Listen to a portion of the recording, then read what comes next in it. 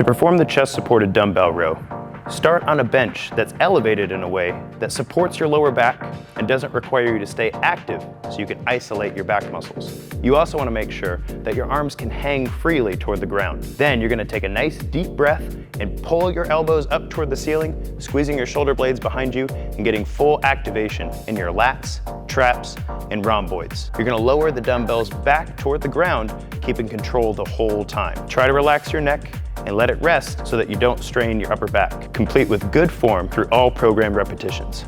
The chest-supported dumbbell row is one of my favorite exercises to isolate back muscles in a minimal gym equipment environment. We've got a bench, we've got some dumbbells, and something to raise up the back.